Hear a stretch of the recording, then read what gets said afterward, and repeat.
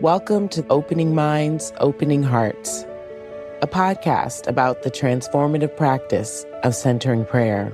In each episode, we will talk to friends of contemplative outreach about their personal practice.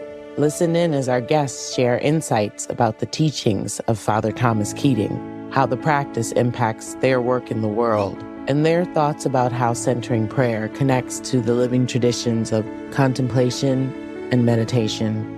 We are your hosts, Colleen Thomas and Mark Dannenfelser, centering prayer practitioners and contemplative life seekers who love to talk a little too much about how the practice of contemplative prayer transforms our inner and outer worlds. Our hope is to open the door for you to explore more deeply this powerful practice of centering prayer. Welcome. Hello, Colleen. Hi, Mark. Hi, everyone. Here we are again. Yes, here we are again with our last guest for this season. It's unbelievable how all of a sudden it's over. It's all over. Yeah. It's been a wonderful season. It's not over, but it's been a wonderful season. Having all these conversations across different religious and spiritual traditions, making new friends. It's been so wonderful. Yes, it's always a gift of these conversations is new relationships that are formed. And hopefully with the audience and those who are listening too, we appreciate your comments and your questions. Not that we will have answers to them, but so much of dialogue, and especially apropos to this season, interspiritual dialogue, is about the questions, not the answers, the willingness to ask the questions and be comfortable with the curiosity that makes for expanding our relationships with people from worlds that are not familiar to us. So thank you to everyone listening. For me, there's been this real opening up. Over the years, I've gone through this kind of tension, maybe. I don't know if it's tension, but of having a strong desire to go deeper in my own Christian contemplative tradition, and then also opening up to other traditions, especially when I started studying mindfulness meditation and then drawing from the Buddhist tradition. This dynamic of, am I spreading out too far? Is it adultery, in that real traditional sense of the word, debasing by addition, like adding more? But I'm finding it's reaffirming this idea that there are connecting points across. And when we open up to other traditions, we're also deepening in our own. It's reaffirming for me anyway. Yeah, we're deepening in our own tradition. Absolutely. And that was something I think I remember reading about in the Common Heart, the transcript of these dialogues, that everyone who came was grounded in their own faith tradition. They were not universalist in that sense. They were deeply faithful to their tradition and open to learning. I think that comforts me because I've had similar struggles when I'm having conversations, interspiritual conversations, just casually with friends, especially when I lived in Los Angeles. There's just a multitude of spiritualities, and I couldn't explore all of them because I was just discovering the history of Christian monasticism. And there's no end to that journey of the mystics. And how could I then also deepen in some other area? And I just had to grow in my contentment of this is my place. And then that openness of that curiosity about another's and acceptance that we all have our own path. So, yeah. And the going deep is the whole idea. The deep calls to deep. You start to recognize yourself in the other traditions as well. And our guest today is really the perfect person to be talking about all of this, especially the interreligious dialogue and also coming from a deep tradition she's made a commitment to for many years now. So shall we get to introducing our guest to our audience? Yes. Today we're going to be speaking with Sister Mary Margaret Funk, Sister Meg, who has been a member of Our Lady of Grace Monastery in Beech Grove, Indiana since 1961. Talk about going deep. She was a prioress there from 1985 to 1993, and in 1994, she became the executive director of the Monastic Interreligious Dialogue Board. And in that capacity, she coordinated the 1996 Gethsemane Encounter and the Benedict's Dharma Interreligious Dialogue Conferences. Remember, Gethsemane is where Thomas Merton lived in the monastery there. And so there was this gathering there. She's also spoken to the World's Parliament of Religions, traveled to India and Tibet on spiritual exchange programs, and has been in formal dialogue with people of the Hindu, Zen Buddhist, Islamic, Confucian, and Taoist traditions. Sister Meg has been involved in many retreats, giving them to monastics and lay ministers on Christian practice. She also served on the board, the Thomas Keating's Contemplative Outreach, this group that we are, where this podcast is produced from. And she currently directs the School of Lectio Divina at Benedict Inn, which is adjacent to the monastery where she lives. So she's deeply involved in both interspiritual and interreligious dialogues, as well as have gone deep into her own Christian contemplative tradition. And she was doing all that before it was cool to do it. So with delight, welcome, Sister Meg. Welcome. Thank you. I'm very honored to be here, and the topic is intriguing, as well as I want to honor my unbelievable graced relationship with Abbot Thomas Keating. Again, we were together about 10 years in a pretty ongoing way. So, yeah, and we look forward to hearing some about that relationship. Maybe that's a good place for us to start with you is, can you talk about your relationship, how it was that you came to be in relationship with Father Thomas? And then I know you have a lot prepared that you want to share with us. So any way that segues into some of what you brought for us today. Thank you. When I became prioress, I realized that I didn't know monastic tradition. So I wrote for a Lilly Endowment grant, a couple $100,000 worth of retrieve, reclaim, and reappropriate monasticism for women. And so as a whole community, 103 of us, we studied. And I got a mentor, one of my professors at Catholic U, Mary Collins, and she told me to go see Thomas Keating and learn Lectio Divina. So I had the Lilly money. You know, all these things have to come together, or I'm surprised myself, if you want to know the truth. Anyway, I trot out the format, which is beautiful. And I say to Thomas, I want to learn Lectio Divina and how to meditate. And he wasn't keen about Lectio Divina, scripture. He said that gets you into all kinds of troubles. But he would teach me centering prayer. And I did learn, and I took several intensives. And then being prioress, I brought him here at the monastery at Beech Grove. And so we did many retreats together. And then I kept saying, well, I want to still know more about meditation than just centering prayer. So he said, well, get on the board of Monastic Interreligious Dialogue. And he happened to be the chairman. So again, I thank Thomas for learning to meditate, being a part of the Monastic Interreligious Dialogue Board, which I was the executive director for 10 years, which means I was directly in the dialogues with these other religions, coordinating the events. And again, I can't exaggerate. I got to talk to each of the participants just myself, inviting them, coming. So it's been extraordinarily rich. I coordinated the Tibetan exchange where the Tibetan monks and nuns came from northern India, basically, and then came here in the monasteries in the United States. And so then we had 7 volleys of that dialogue. And the last one, His Holiness came to Gethsemane. That was number 7. And so coordinating 200 of his closest friends. The other thing about Thomas, besides learning to meditate, the interreligious dialogue, and that whole thing, is that he netted the contemplative outreach participants are the best people I know. We're all practitioners and we're on the journey. And it just put us all together in a very wholesome and realistic way of how hard it is. And that was lay and religious and priest. And then finally, I'd have to say, I was on some speaking engagements with Thomas, and his publisher came to me and said, our marketing research needs a woman. Can you write us something? And I said, what do you want? And they said, anything, just happened to be a woman. So I had 2 books for me. So I said, which one do you want? And the first book I wrote was Thoughts Better, which would be the parallel teaching about training of the mind of the Buddhists and the Hindus. So again, I started right out with the classic teaching.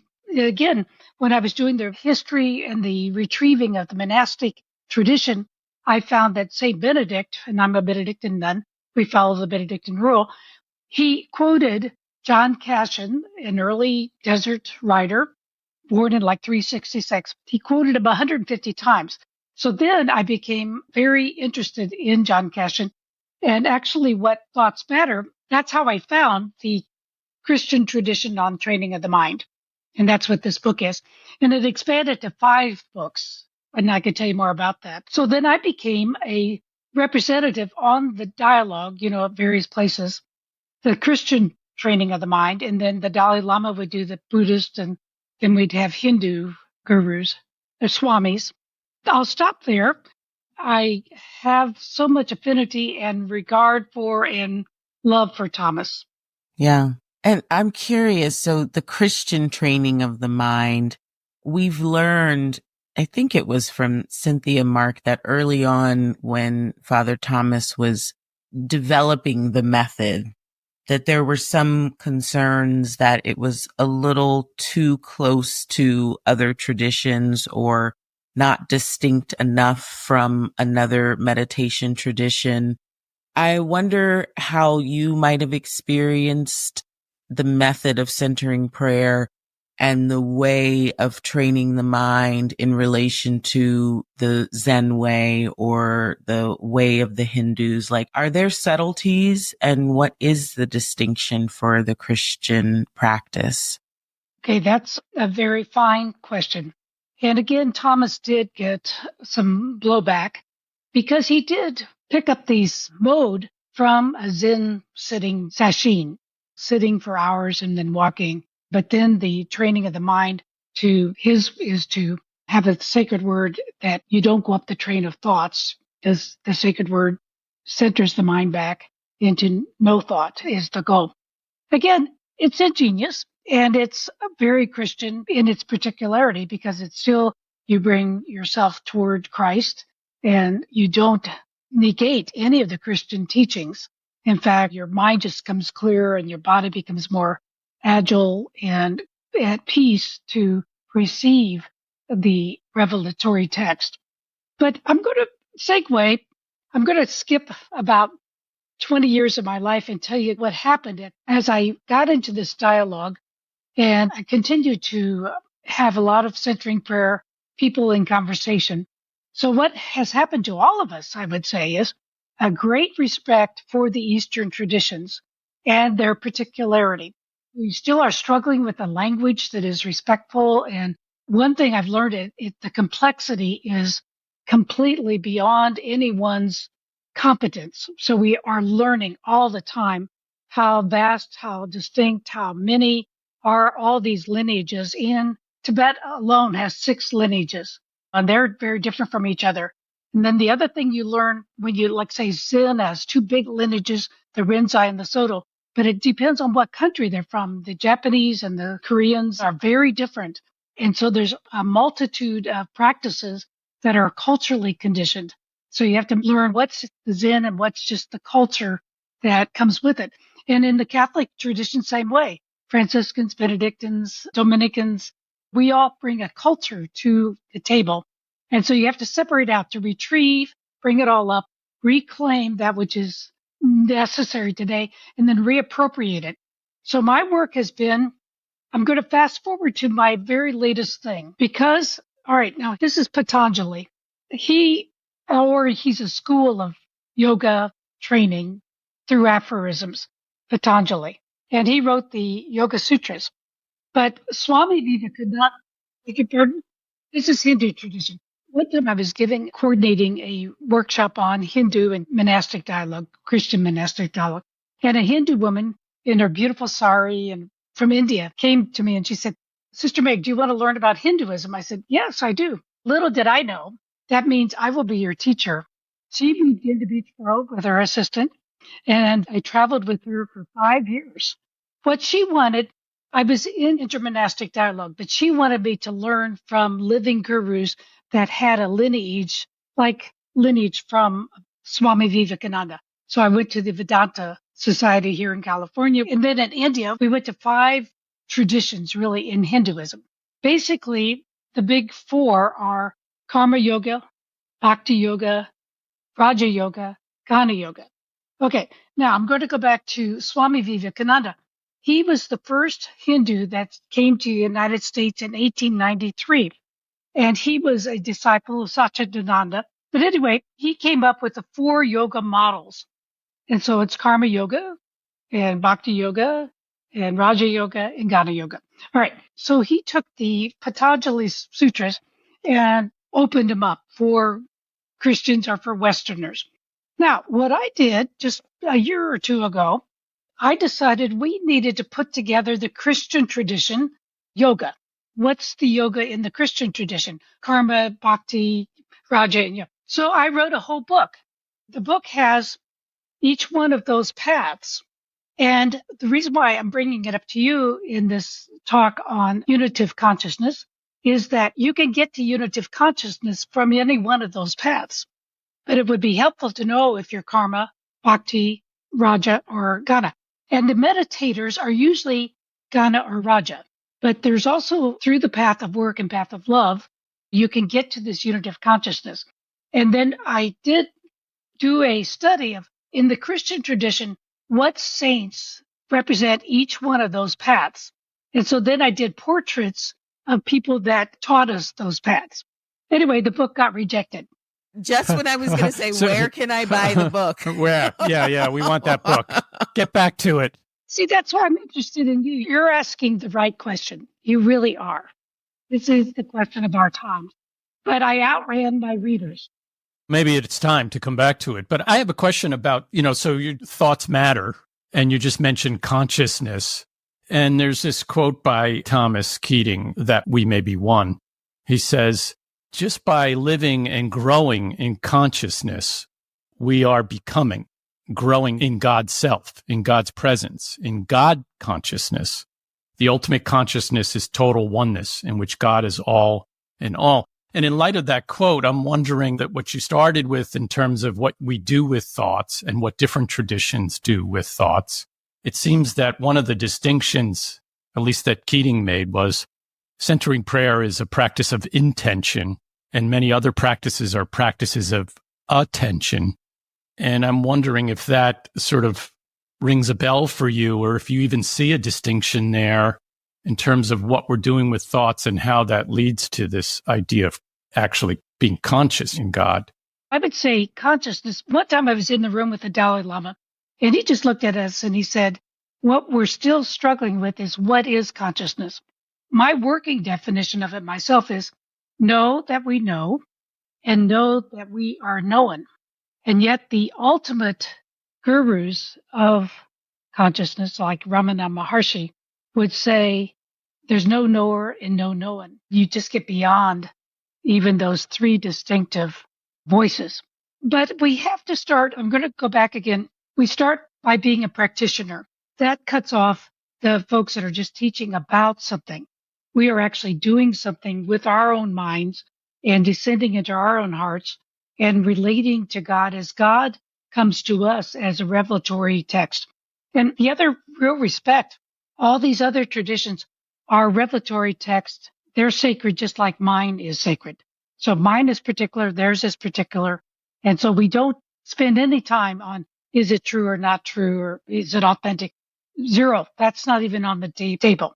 So what we share are 2 things. One is consciousness and the training of consciousness. And then we share the experience of inquiry and the experience of actually reaching the set point where we experience being on the other side of the inquiry, which would be presence. And again, what I did in this manuscript, I took all the practices that I knew that were taught in the Christian tradition, the little way, the recollection, practice of the presence.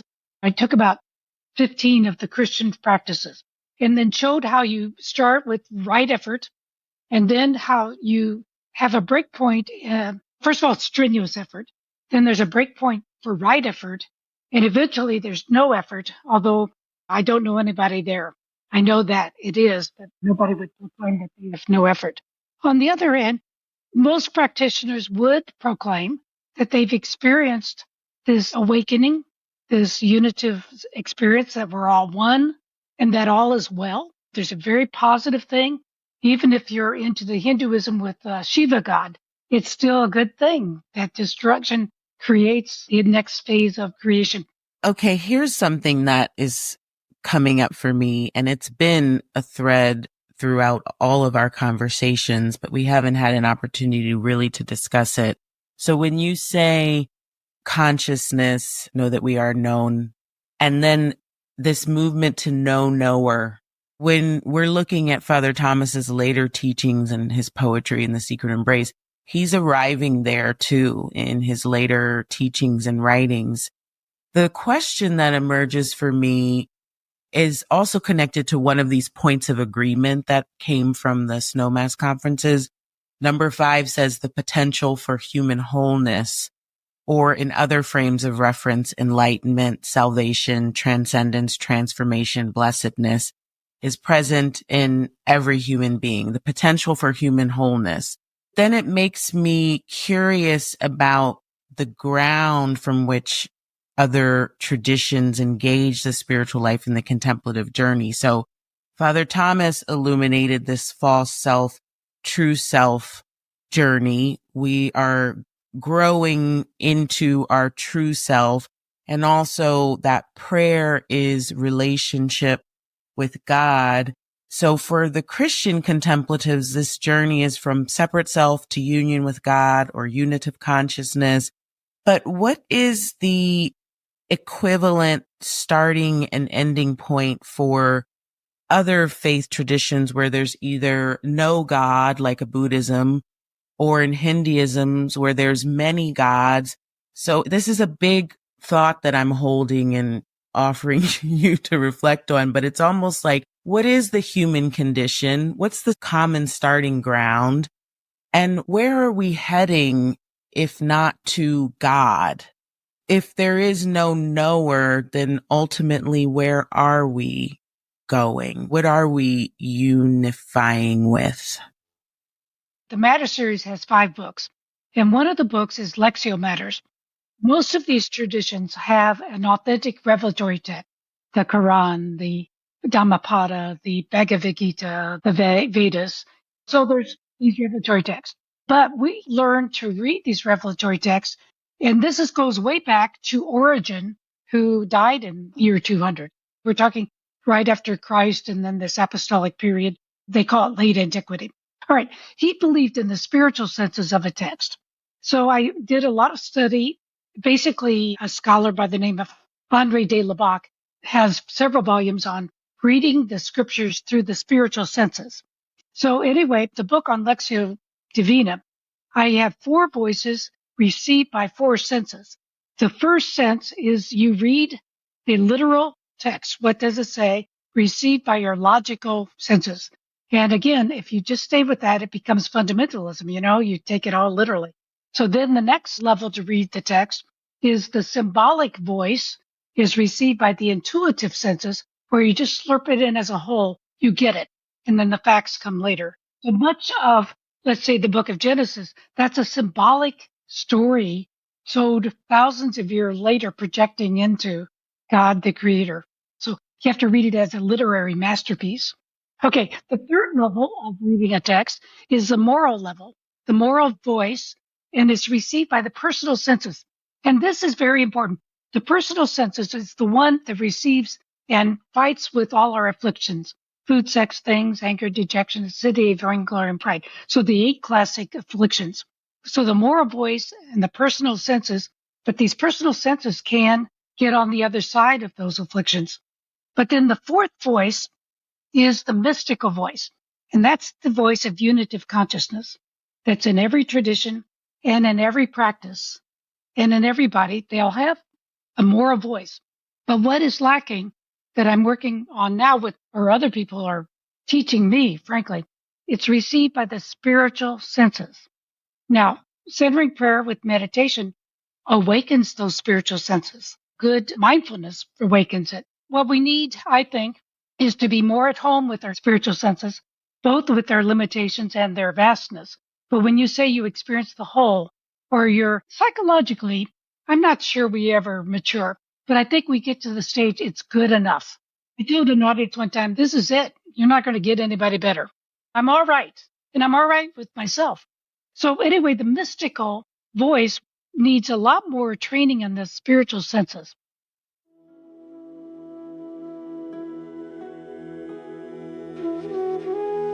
In the Christian tradition, contemplative prayer is the opening of your mind and heart to God, who is beyond thoughts, words, and emotions. Centering prayer is a method designed to facilitate contemplation. The method suggests 4 guidelines. 1. Choose a sacred word as the symbol of your intention to consent to God's presence and action within you. 2. Sit comfortably and relatively still. Close your eyes or leave them slightly open and silently introduce your sacred word. 3. When you notice you have become engaged with a thought, simply return ever so gently to your sacred word. And 4, at the end of the 20-minute prayer period, let go of the sacred word and remain in silence for a couple of minutes. The additional time invites you to bring the atmosphere of silence into everyday life.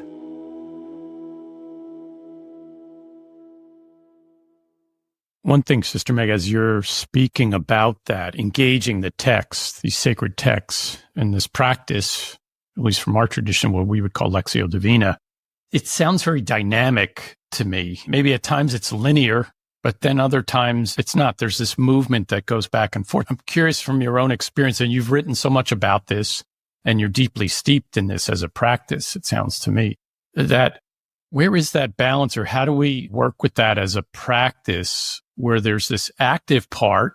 You could get, I know I've done it in Lectio where I'm like studying the text and then I can get caught up in that. So how do we work with that dynamic of looking and doing the text and then letting the text be and let the text do us in a sense, when it comes down to the practice itself?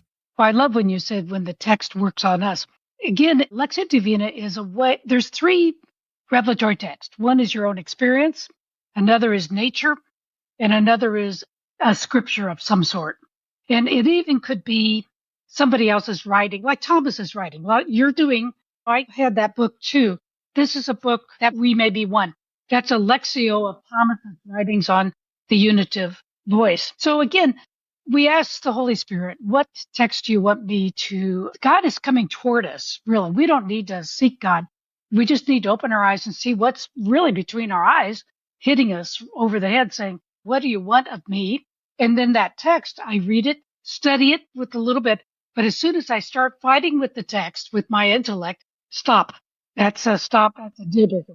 And for example, my most recent lecture, to be honest, is on quantum physics. This book, Order of Time by Carlo Rovelli. And it's changed my language.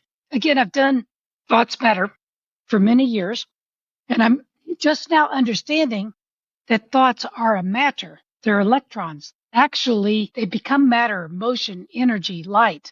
The discipline I need, not only in my prayer time of my thoughts, but in my daily walking around, because I can contaminate or I can lift up, I can bless, or like even this Zoom, our thoughts are engaged. We are entangled. And it's just exciting to me that we've got such relationship already. Yes, it's beautiful. So it's not getting rid of thoughts. It's not saying, think about them for a while and then drop them altogether. It's how we are engaging with that. Exactly. I'm not into physics, but let it work on me. And I studied the glossary. There's about 20 new words here for me. So I went into it, and then I see it all over the place. Like right now, the 3 of us have never met, but there's something going on. Isn't that amazing? It is. Yeah. And this idea that thoughts are matter, when I think about the practice of letting go of thoughts, whether it's in centering prayer or my analytical thoughts that might try to disrupt my Lectio practice, the power in almost allowing the Holy Spirit to intervene so that a thought cannot become a negative energy, so that they can pass through, they can be released without being alchemized into some afflictive emotion. You're naming it very, very well. I shouldn't even comment because you've just said it so strongly and so well. In one sense, thoughts come and thoughts go, and we're not our thoughts, but we can see them and we can read them. And if we don't think about them, they go away, like in centering prayer. But it still happens on daily consciousness. But what you just did is very pleasing to me. We need God. We need God because of the human condition. We need God as a partner, an ongoing. And see, and this is where it is duality a bit, insofar as I'm not God, but there's nothing that's not God either. But I need, as a creature of God, to be directed. What you described, Colleen, is discernment, sorting out your thoughts and letting the Holy Spirit guide you down the path of the thoughts. Again, and then when you do, the simpatico and the union and the delight of being on the right track with the right people and hear these amazing things, it's not an awakening of nothing. It's quite something. Let's talk a little bit about awakening. What did you bring for us that may be helpful for Mark and I and our listeners around this subject for this season of Unitive Consciousness? Is there anything that we haven't touched on that you feel now might be a good time to teach us? Okay, I'm going to just say 3 kind of unconnected things. When we were in Tibet, we had a translator, and every time we used the word God, they would say Sangha, Guru, and Dharma. So there's no word for God. There's deities, different realms in Tibetan, but there's no God. But what I would say is find like-minded souls, the Sangha, that is on the journey with you. And that's why those prayer groups are important, to stay faithful to your practice. And then your practice should be both a meditation practice for under the river, and that's my jargon for the interior life. But then you need probably a teacher or a text or some help for above the river. Are you a path of work or path of love, path of being, path of truth? And if you are, find the practices above the river that sustain you and keep you centered. And you're right, that book should be published because that's what it's about. I'll be glad to send you the manuscript. Please do. And anybody else, to be honest. No, wonderful. I want to ask about this process, this transformation that's going on that is really the work of God, it seems, that we participate in, but we're not actually orchestrating it. Because one of the things that shows up there, we mentioned it, the human condition comes into play and afflictive emotions. And Keating talks about this, that we have to accept our illness. We've got to go towards that. And of course, is very strong in Buddhism too, that there is suffering and how we work with that and how that's part of the transformation that's going on. Not eliminating, at least not in my experience, all the suffering. But I'm wondering if you could say more about that, about the human condition in light of suffering and how we work with that. Maybe even what you've gained from hearing Buddhists talk about that and being engaged in that as well there. I have a teaching on the human condition too. Thomas takes several of the spiritual journey on the human condition, and he uses Abba Anthony and all that. Okay, I'd like to think of a circle, cut that circle in half, and that one half of that circle, this is talking about what agency do you have? Half of it is determined by primordial and cultural, anthropological conditioning. It's determined. We happen to be Americans, this civilization, this time, but it does determine a lot, and there's very little we can do about it, if anything. Then take the other 90 degrees of the circle, cut that in half. Then there's your family of origins, and that controls your DNA. It actually controls your addictions. It controls your propensities, your habits of family, going back to 7 generations. So that's called generational conditioning, or determinants, or sin, if you want to call it. And then take another slice of your, let's say about 5 or 10% that conditions you right now as your personal sin. You haven't always been on message. You've done this, you've done that. And your brain and your body could go that way again without much control. So there's your own personal stuff that you carry around with you. So then that just leaves a little wedge of that whole circle that is fully free for your mind to accept and reject and go this way and not that way. You really only have a little 10, 50% freedom. And I often, when I teach this, I have a brother who lets me say he's bipolar, he's gay, he's Republican, and he has about 5% because he's got to stay on his medication. I've got more. But how I know this teaching is true, I teach in a monastery, and there's always hermits that live around monasteries. So I always get a day or two with the hermits. And when I teach this, I say, I thought that was it because I've got my own cat, my own house, my own food, my own time, and I'm still determined.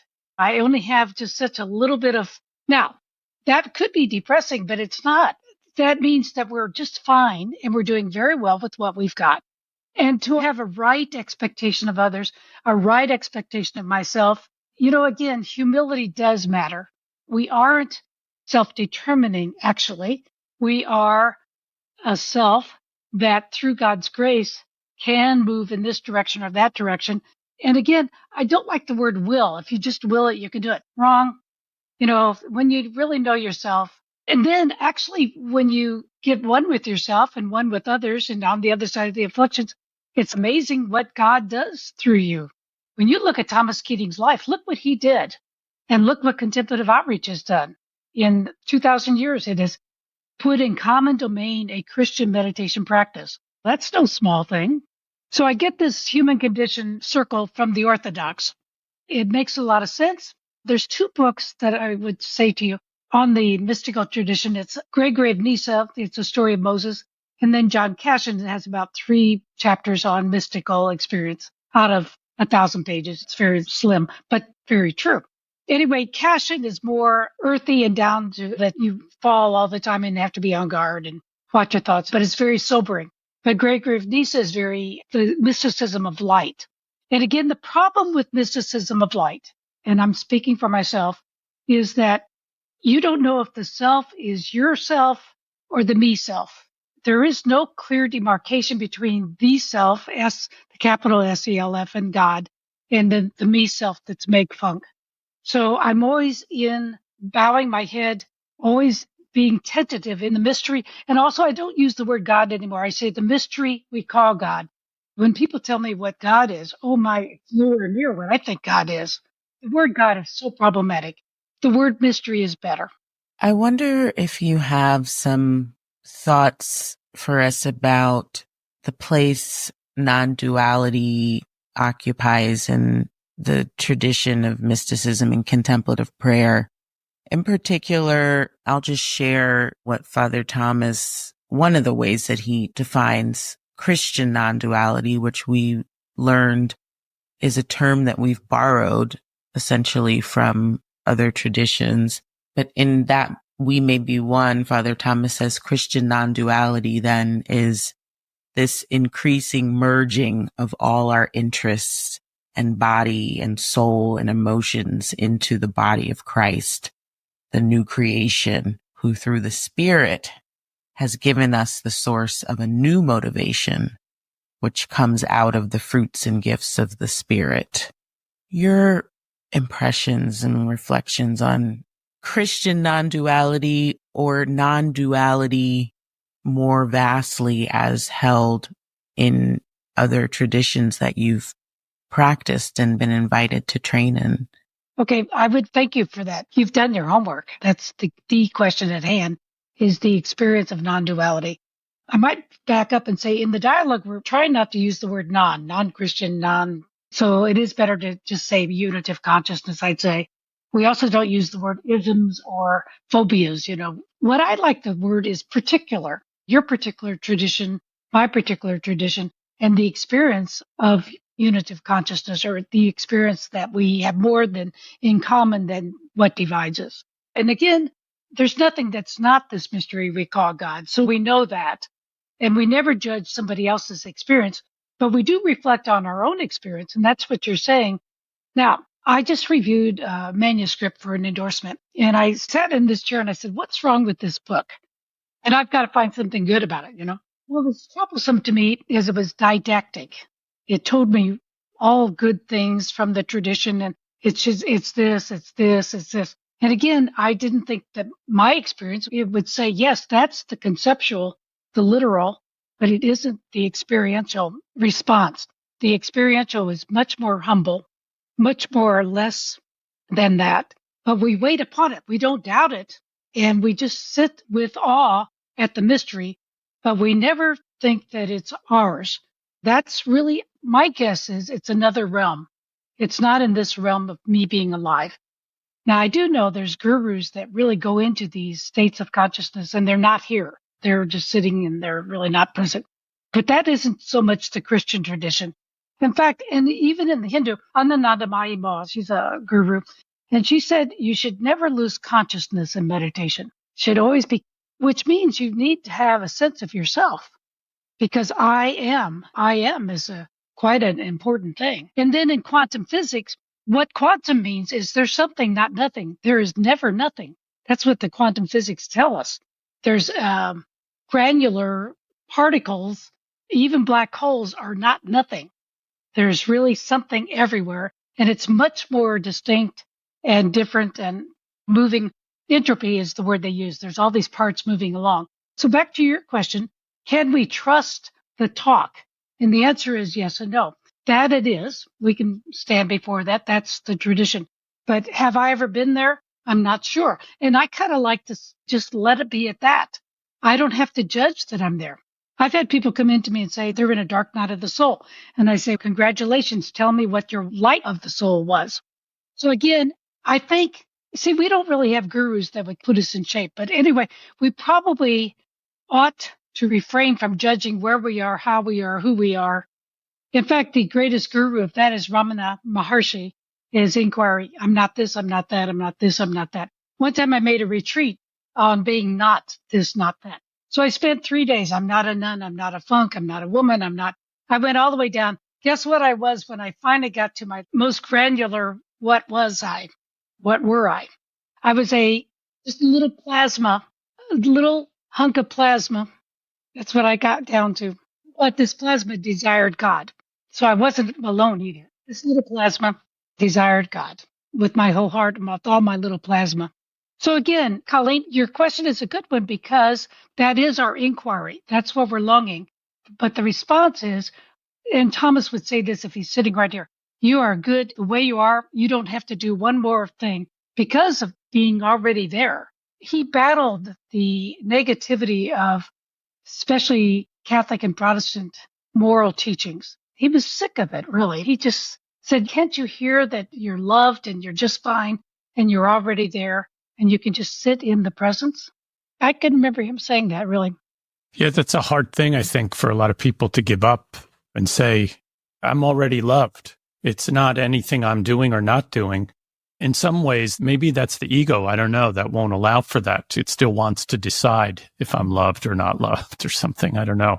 But to give that over and just say, this isn't my doing. This is God's doing, or God's essence even, not even a doing, maybe. It just is. And does that sense of unworthiness, that in the Christian tradition, which we know Father Thomas taught us about our basic goodness, but in the doctrinal teachings of Christianity, we learn a lot about our sin nature, and it makes resting in that reality of our fineness as we are challenging. But is that sin nature present, do you find, in your work in Buddhist communities and Hindu communities? Is that a common struggle? Is there a sin nature in those traditions, or is that uniquely Christian? Or are we all somehow enculturated into this human condition bad? What I've witnessed is people are covered over with their afflictions. And if they can, with practice, being a practitioner, move toward laying aside those afflictions and taste the other side of the affliction. And then the affliction is, it says we're not our thoughts, we're not our afflictions either. And you find, again, non-duality or duality, there is something other than ourselves, and we can taste it. Yesterday I was coming through the refectory and there was two nuns, and I would say our holiest nuns. They were sitting talking, and I told them about this podcast this morning. And I said, how old were you when you felt the consciousness of God? And they said, they've never not had consciousness of God. And I would have to say to you too, when I knew of my own thoughts, I knew God was there too. So I've never had the no God. They came together for me. When I was conscious of myself, I was conscious of this God that wasn't myself, but very loving and very caring. And I was like 3 years old, and I was on the radiator in this 100-year-old farmhouse, and I kicked my little shoes against the radiator, and I said, what is true, what I see out there or what's in here? I was asking at 3, what was the real? And they were both real. But I'm answering your questions about presence. People somehow get covered over, but I think if they would go back to their genetic moment when they first woke up to themselves, they would also have this presence that held them, knew them, loved them. But I do think, Mark, people lose that, and it's terrible. It's existential dread. It's very, very harsh, and especially young men really just don't have a connection with themselves or with this presence that is the mystery we call God. Yeah, it's that unitive consciousness, I guess you were talking about, that it's just there. It's not even me trying to connect with that at some point. It just becomes whatever term we would use for that, communing, or just what you said, presence. It's just being aware of that, I guess, And what they eventually grounded themselves in common connection in the Snowmass conference is ultimate reality. The ultimate concern, the ultimate. We have to be very patient. I was in Assisi at a meeting, and I was with a Buddhist, and I was using the word presence, and he said, in Japanese, we don't have a word presence. We only have chi. We only have energy. So again, we might need to sharpen our senses again. If there's some work we need to do, definitely this mystery we call God is there. Not to drop out of that question of there or not there. That I think is not worth our time, frankly. But we need to sharpen our own experience of this mystery we call God, this union, this consciousness. Again, I've got some people in dialogue now that we're trying to talk about our spiritual senses. And every day we're doing a journal like, when did our spiritual senses detect something? What's important? I turned 81 this week, and I live with 45 nuns. And a lot of them are elderly. There's 20 nuns older than me. And this whole old age has got to have a purpose. So I'm beginning to wonder if it isn't we lose our sight, our hearing, our mobility, but what about our spiritual senses? Are they opening up kinder and more loving and more sensing this and seeing that and putting together this? The spiritual senses, I think, are the agenda for elderly people. And so that's my next book. Sister Meg, thank you so much for not just this conversation, the writings that you're doing, the communities and conversations you're having, you're traveling, and you're really living humility and being a student of these other traditions. I'm not sure how much your travel is continuing, but maybe that's a good place for us to wrap up. What is happening for you right now? Where could maybe we share space with you? Are you offering retreats or workshops? How do we stay in community with you? I do have something to offer. And during COVID, a very good co-teacher, Kathleen Cahalan out of Collegeville, we did 320 teachings on a voicemail on our phones. And it's called St. Inda. And it goes through the 4 renunciations. And they're Tulsa. They were on a web. They're available to everybody. And they just one after the other, 320 teachings. And it goes through the first renunciation, former self. Second, your afflictions. Third, you renounce your thought of God, because any thought of God is not God. Fourth renunciation, you renounce your thought of self, because if you're thinking yourself, it's not yourself. It's just a thought of self. So you're much beyond your thought. But anyway, it's called St. Inda. And I'd be glad to send the link for you to put out there. And I would say over 1,000 people have done St. Inda, and they're continuing. So it'd be right now the best, most comprehensive teachings that I've done. And it's available. And there were more Protestants that took it, more lay people that took it than nuns and priests. A lot of Irish, A lot of the scholars, Harvard, Yale, Emory, again, this early tradition of the desert and the renunciations, you can see Center of Prayer is right in there. But this pulls together the Christian tradition of the interior training of the mind. That sounds wonderful. We'll put that link in our show notes for people to be able to access that. Yeah. Thank you so much, Sister Meg, for being with us today and for all that you've shared and all that you bring to this conversation and actually to this life, this spiritual life. Thank you so much. Yeah, a real gift. Thank you. It was a privilege. Thanks for joining us on this episode of Opening Minds, Opening Hearts. Visit our website, contemplativeoutreach.org, to subscribe to the show on Apple Podcasts, Spotify, and wherever else you listen to podcasts. You can also follow us on Instagram at Contemplative Outreach LTD. To learn more about our guests and their work, you can find info in the show notes for each episode. If you enjoyed this episode, you might want to check out our YouTube channel, COUTREACH Outreach. Thanks for listening, and see you next time.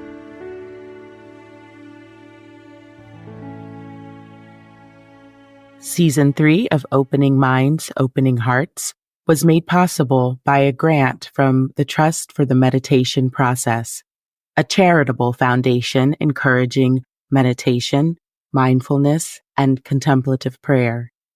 To find out more about the foundation, go to trustformeditation.org. If you are a grateful listener and would like to support this podcast, go to contemplativeoutreach.org/podcast to make a donation of any amount. And thank you for your support.